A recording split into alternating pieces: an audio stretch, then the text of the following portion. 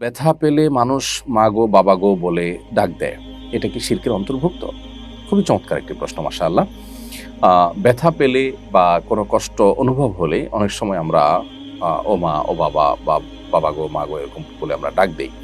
এই ডাক দেওয়াটার মানে এই নয় যে আমরা বাবা কিংবা মায়ের কাছে সাহায্য চাই, তাদের কাছে অলৌকিক কোনো সাহায্য চাই, দূর থেকে তারা আমাদের কিছু করতে পারবেন এরকম বিশ্বাস থেকে আমরা বাবা বা মাকে ডাকি না। এবং তারা আমাদের অলৌকিক সাহায্যকারী এরকম যেহেতু আমরা মনে করি না, সো আমরা ডাক দেই শুধুমাত্র ব্যথা হলে তাদের কথা হয়তো স্মরণ হয়, তারা অনেক বেশি মায়া করেন, মমতা করেন, সেই জায়গা থেকে তাদের তারা থাকলে চোখের সামনে তারা হয়তো স্নেহ করতেন, মমতা করতেন। এরকম একটা অভ্যাসগত ইস্যুতে পরিণত হয়েছে বাবা গো মা গো ডাকটা। এখানে কোনো অলৌকিক কোনো ক্ষমতাধর বা আল্লাহর পর্যায়ে তাদেরকে রেখে সেই বিশ্বাস থেকে তাদেরকে ডাকা হচ্ছে এমনটি এখানে ঘটে না, যার কারণে এটি কোনো শিরকের অন্তর্ভুক্ত হবে না এবং এভাবে ডাকা কোনো গুনাহ হবে না। সো বাবা গো মা গো বলে ডাকলে সেটার জন্য আল্লাহর কাছে আমাদের কোনো দায় থাকবে না। তবে সেই সাথে একটি কথা আমাদের মাথায় রাখতে হবে যে আমরা যদি অভ্যাসটাকে একটু পাল্টায় যদি আল্লাহকে ডাকতে পারি, ও আল্লাহ, তাহলে সেক্ষেত্রে আমি আল্লাহকে ডাকার মাধ্যমে সওয়াব পেলাম। আবার আল্লাহকে ডেকে মূলত আমি আমার কষ্ট দূরের জন্য আল্লাহর কাছে পরোক্ষভাবে দোয়া করলাম। অতএব সেটা সন্দেহাতীতভাবে অনেক ভালো অভ্যাস হবে। সেটাকে আমরা গ্রহণ করতে পারি এবং সেদিকে যেতে পারি। কিন্তু বাবা গো মা গো বা এরকম কোনো ডাক দিলে সেটা শিরক হওয়ার কোনো কারণ নেই। আমাদের কোম্পানি মাসিক বেতন থেকে সিকিউরিটি মানি হিসেবে একটা অংশ কেটে নেয় এবং ব্যাংকে জমা করে রাখে, যা পরবর্তী বছর ব্যাংকের ইন্টারেস্ট সহ মূল টাকা ফেরত দেয়। এই ইন্টারেস্ট কি গ্রহণ করা যাবে? খুবই প্রয়োজনীয় একটি প্রশ্ন।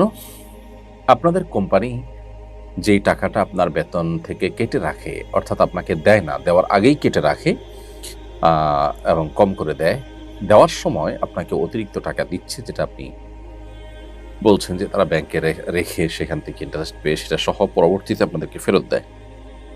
এই টাকাটা আপনার জন্য সরাসরি সুদে মাধ্যমে প্রাপ্ত টাকা হিসাবে গণ্য হবে না, কারণ এখানে আপনার মালিক আপনার বেতন দেওয়ার আগেই যে টাকাটা আপনাকে রেখে দিয়েছে সেই টাকাটা তারা লেনদেন করেছে ব্যাংকের সাথে, এখানে আপনি কোনো সুদের সাথে জড়ান নাই। তবে দেওয়ার সময় যেহেতু তারা সুদের টাকাটা সহ দিচ্ছে, অর্থাৎ সুদের মাধ্যমে প্রাপ্ত লভ্যাংশ সহ দিচ্ছে, এটা আপনি গ্রহণ না করে সাদাকা করে দেওয়াটা আপনার জন্য তাকওয়ার অধিকতর নিকটবর্তী হবে।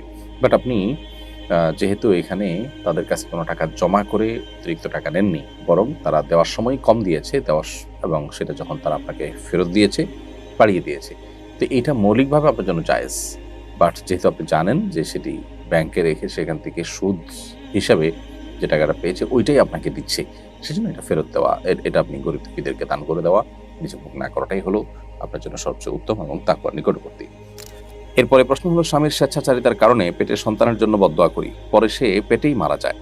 এ নিয়ে আত্মপীড়ায় ভুগছি। আমার বদদোয়ার কারণেই কি সে মারা গেছে? এখন আমার করণীয় কি?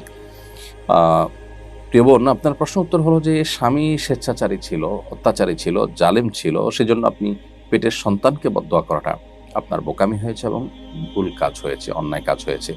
কারণ কোরআন কারীমে আল্লাহ তাআলা বারবার যে কথাটি আমাদেরকে বলেছেন, বেশ কয়েকটি জায়গায় যে কথাটি বলেছেন তা হলো আল্লাহ তাজিরু ওয়াজরাতুন বিজরা উখরা, কারোর পাপের বোঝা অন্য কেউ বহন করবে না। আল্লাহ রাব্বুল আলামিন আহকামুল হাকিমিন, আল্লাহ রাব্বুল আলামিন ন্যায়পরায়ণ, যার কারণে দ্বীনের কোনো বিষয়ে ন্যায় বা ইনসাফ পরিপন্থী কোনো কিছু রাখা হয়নি। ফলশ্রুতিতে আমাদের এই ধরনের ইস্যুতে এসে একজন পাপ করেছে, অপরাধ করেছে বলে আপনি মনে করছেন, অথচ পেটের শিশু যার কোনো অপরাধ নেই আপনি তাকে বদদোয়া দিচ্ছেন তার সন্তান হিসাবে, এটা অন্যায় হবে। অতএব এই কাজটি আমাদের করা ভুল হয়েছে, এই কাজটি আপনার করা ভুল হয়েছে, সেটি আপনি মাথায় রেখে আল্লাহর কাছে তওবা করবেন, ইস্তিগফার করবেন, ভবিষ্যতে এরকম করবেন না। কিন্তু এরপরে সন্তান যে মারা গেছে সেটা আপনার বদদোয়ার কারণেই মারা গেছে এমনটি তো নিশ্চিত নয়, যার কারণে আপনি অতিরিক্ত আত্মপীড়ায় ভুগে যদি আপনি মানসিকভাবে ভেঙে পড়েন এবং মনোবল হারিয়ে ফেলেন, তাহলে সেটা আপনার জন্য ভুল কাজ হবে। আরেকটি, বরং এটি আল্লাহর ফয়সালা, হয়তো তার হায়াতে পর্যন্ত ছিল সেজন্যই, হয়তো না নিশ্চয়ই তার হায়াতে পর্যন্ত ছিল সেজন্য সে মারা গেছে। ফলে এটি নিয়ে আপনি আপনার নিজের মধ্যে অপরাধ বোধ থাকতেই পারে, কিন্তু সেটা নিয়ে খুব বেশি বা পুরোপুরি নিশ্চিত যেহেতু না, সেটা নিয়ে আপনি অনেক বেশি ভাবার বা নিজেকে একেবারে পুরোপুরি দোষী বানিয়ে আপনি ভেঙে পড়ার কোনো যৌক্তিকতা থাকতে পারে না। বিধায় আপনার এখানে উচিত হবে নিজের যেটুকু ভুল হয়েছে সেজন্য ইস্তেগফার করা, পাশাপাশি ভবিষ্যতে এরকম কাজ না করার সিদ্ধান্ত নেওয়া। ইনশাআল্লাহ বিদিল্লাহ আল্লাহ তাআলা আপনাকে যেটুকু ভুল হয়েছে সেটার জন্য ক্ষমা করবেন।